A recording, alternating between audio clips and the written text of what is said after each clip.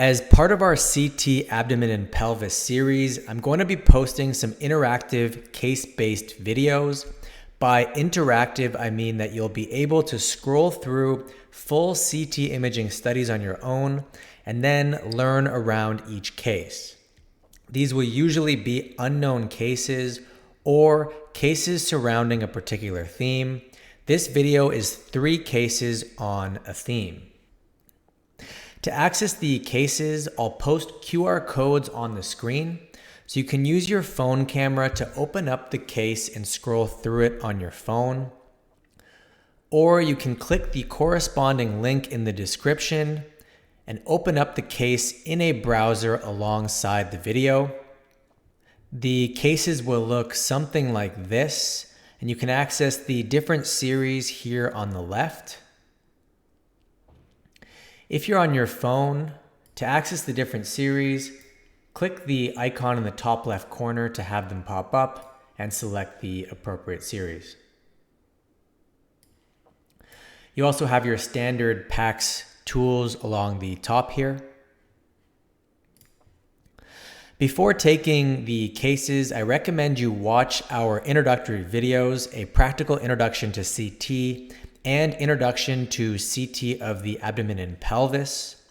Also, if you want to support the channel, join our Patreon at patreon.com/navigating or become a member of our YouTube channel by clicking join in the description. Here you'll have access to case-based courses that we are building, including an abdominal and pelvic MRI course and other scrollable CT and MRI teaching cases. All right, so let's get started. So open up case 1 via the QR code or link in the description and pause this video to give yourself some time to look at the case for a few minutes. When you're ready, press play and we'll review the imaging findings. Okay, so this is an axial CT of the abdomen and pelvis with IV contrast in portal venous phase. Notice the hepatic veins are opacified. And remember from our earlier videos and our introductory videos, we introduced the concept of fat stranding.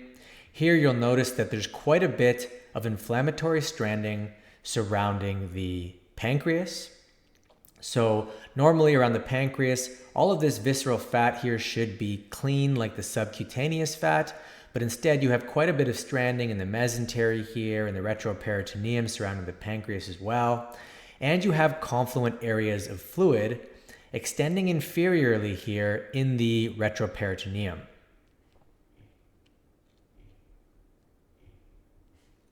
So a bit of anatomy review here.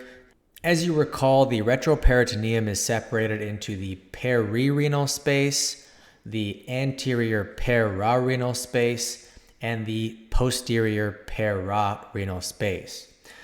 Along the anterior aspect of the perirenal space that surrounds the kidneys is gyrata's fascia, and the anterior pararenal space is just anterior to that. So in this case of acute pancreatitis, you see quite a bit of inflammatory stranding surrounding the pancreas, indicating inflammation. You'll also notice that there's quite a bit of fluid, as we pointed out, in the retroperitoneum, specifically in the anterior pararenal space, hugging gyrata's fascia. Here is the image from our case, and you can see this confluent fluid extending down the retroperitoneal space here from the pancreas. The anatomy is worth pointing out because this is different than your typical ascites. When you have a lot of ascites, the fluid is mostly in the intraperitoneal space. I'll just pull up this case to show one more finding here. So this is the portal vein here, opacified with IV contrast, as this is a portal venous phase. This is the superior mesenteric vein here. And this is the splenic vein here, which is also opacified. Remember, it hugs the back of the pancreas. And as I follow the splenic vein, you'll notice that it is thrombosed here partially as a complication of this pancreatitis. Okay, so the key principle or introductory principle I want you to take away from this case is the principle of fat stranding, as we've introduced in previous videos. So why do we image in pancreatitis? Well, sometimes it's to make or help make the diagnosis. But if you have a typical history and typical biochemistry, namely lipase over 3 times the upper limit of normal, then you're done regarding the diagnosis at least, and you don't need to image for that purpose. If the history or biochemistry is atypical, imaging findings can help make the diagnosis. You can also image to determine the etiology or cause of the pancreatitis, most commonly and initially looking for the presence of gallstones using ultrasound. And then on CT, we're predominantly looking for complications of pancreatitis that are going to change management. Namely, we're looking for necrosis, which is going to determine whether it is an interstitial edematous pancreatitis, or your run-of-the-mill pancreatitis, or a necrotizing pancreatitis. We're going to look for fluid collections, and we'll discuss the naming convention for this in a bit. And then we're also going to look for vascular complications, namely looking for venous thrombosis, like we saw in this case, any active bleeding or hemorrhage, and pseudoaneurysms. Okay, so let's look at case 2 now. So use the QR code or the link in the description to pull up the case, pause the video, have a look, and then play the video when you're ready to review the findings. All right, so this is a CT of the abdomen and pelvis with a pancreatic protocol. We have a late arterial phase here. You can see that the aorta is very well opacified in this arterial phase acquisition. And we have a venous phase acquisition. And you can see that the hepatic veins are better or well opacified here, contrary to the arterial phase.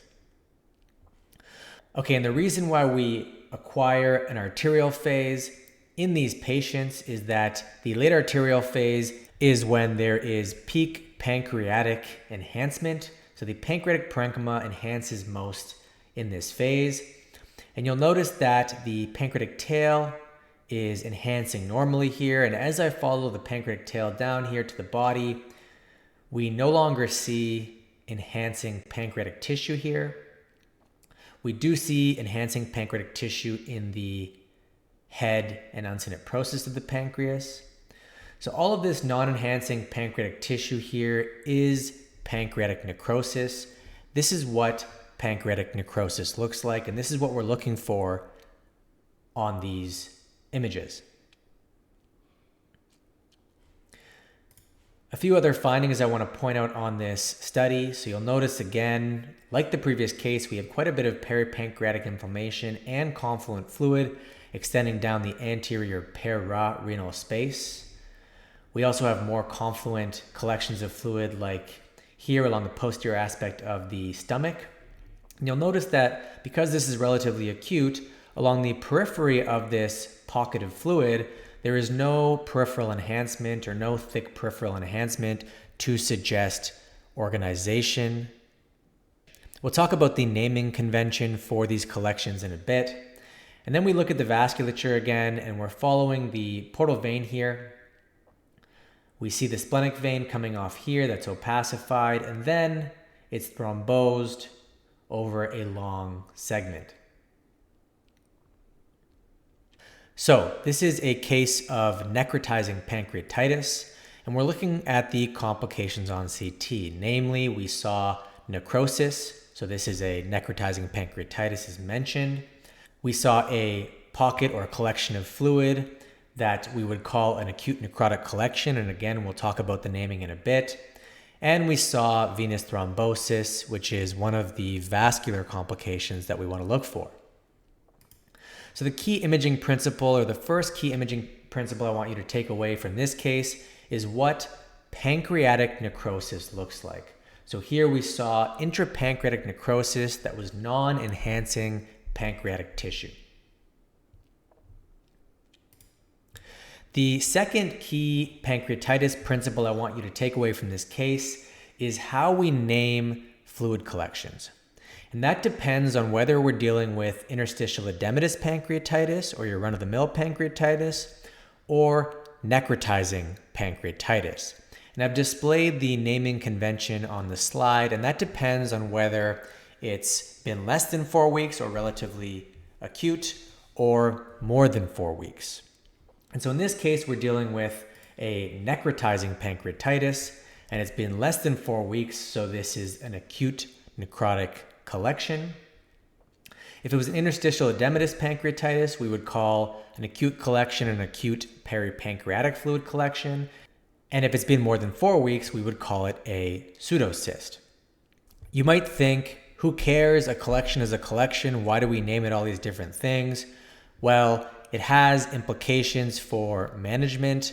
A pseudocyst would be much more easily drained than walled off necrosis because the contents would be different.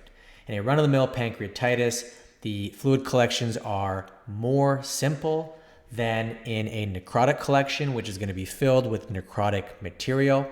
So you may be able to get away with draining a pseudocyst with a smaller drain. For a necrotic collection, you would need a bigger drain or a more involved procedure like a necrosectomy. Okay, let's go to case 3. So this is the same patient who has known necrotizing pancreatitis, is very sick, and they've been in hospital for 4 weeks now, and now their hemoglobin is dropping. So we do a CT. So again, you can pull that up using the QR code of the link in the description. Pause the video, and we'll look through the case together shortly. Okay, so this is a CT of the abdomen and pelvis, acquired in multiple phases again. In this case, the hemoglobin was dropping.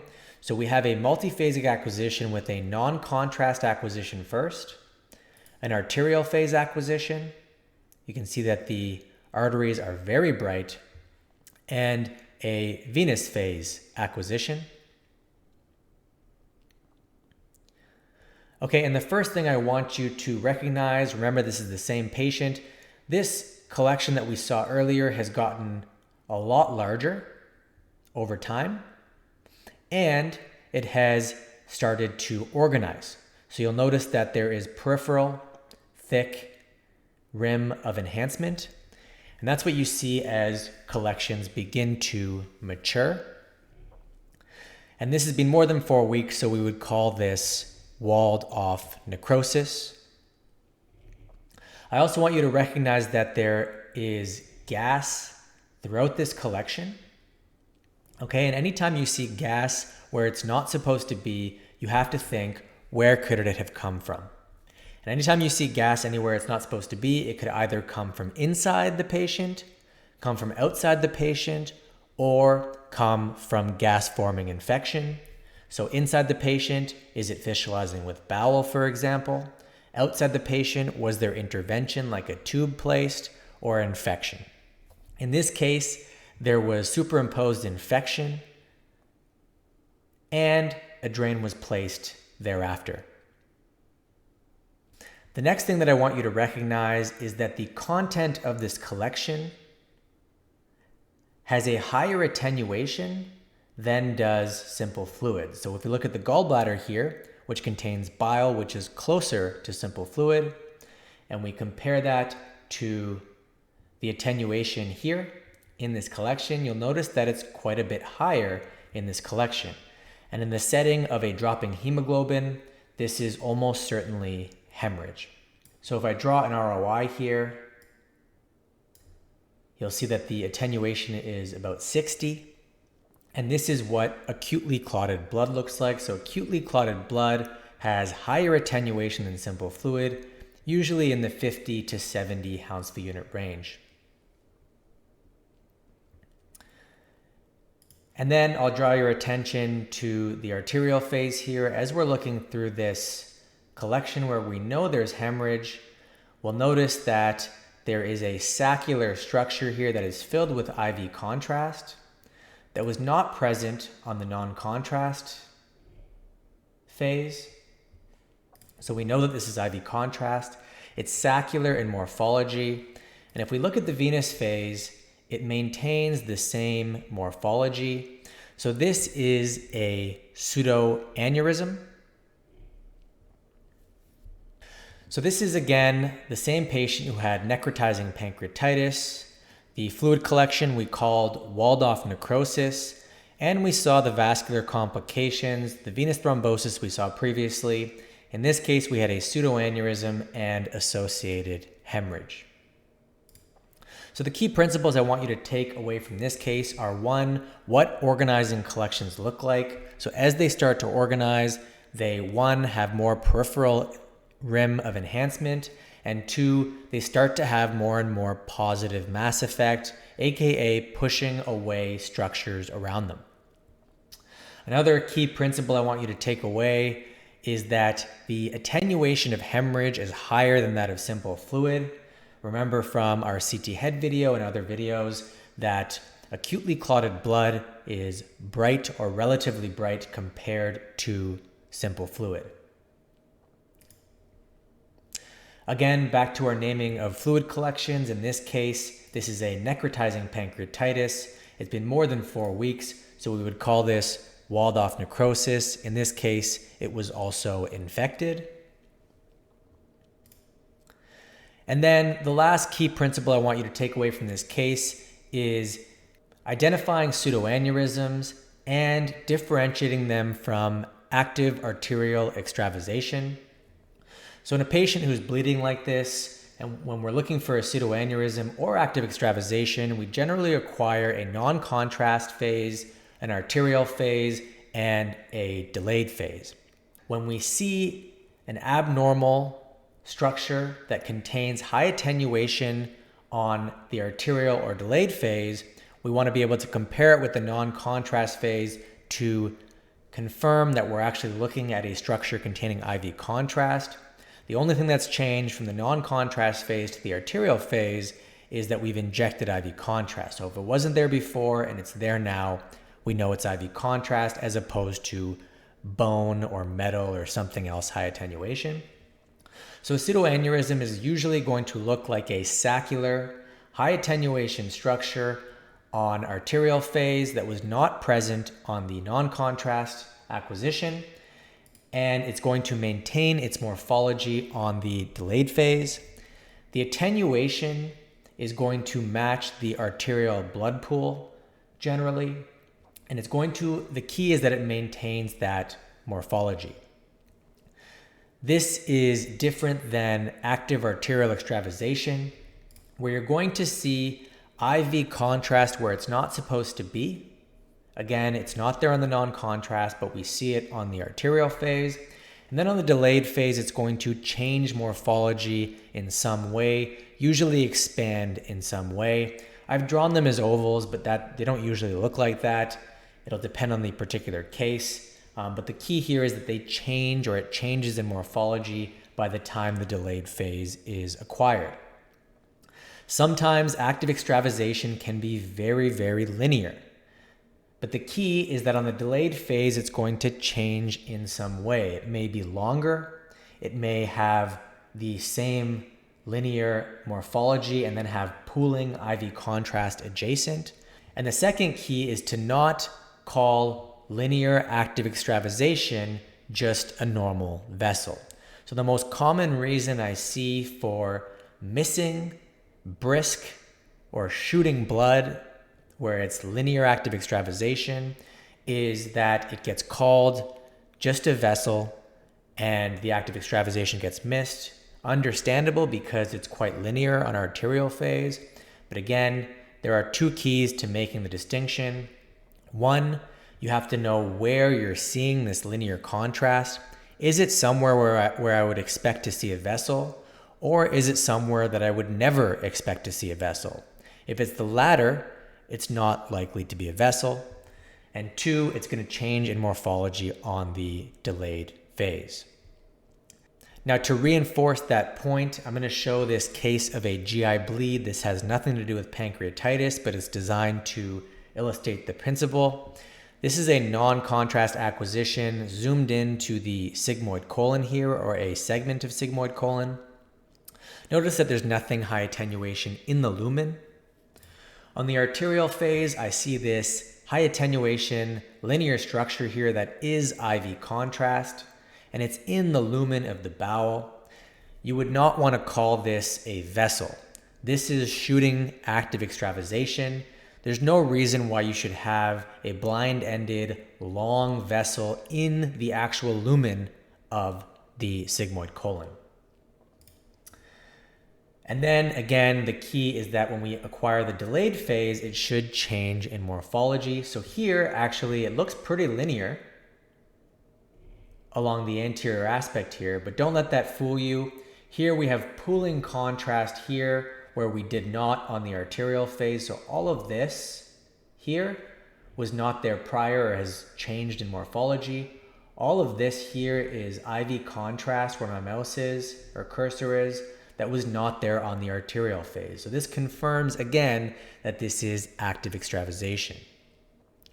Okay, and the last thing I'll mention in this video is a couple points of clarification related to pancreatitis. The first one is the more important of the two, and that is that at present, necrotizing pancreatitis refers to a patient with pancreatitis who has intrapancreatic necrosis and or peripancreatic necrosis.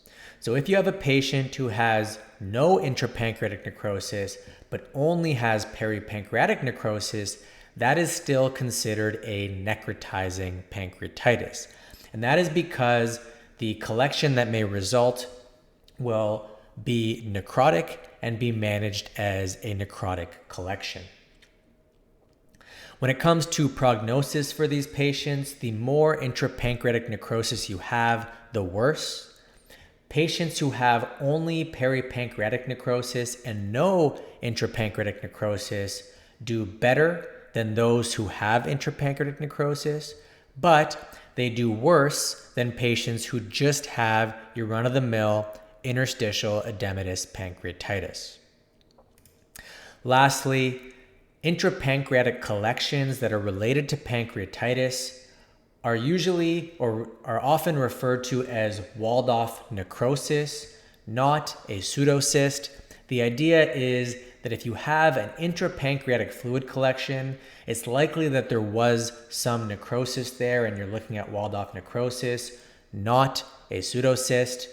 So that may seem semantic, but again, the principle is that if it's walled-off necrosis, the material is going to be different, and we want to make sure that we are uniform in the way that we describe these collections.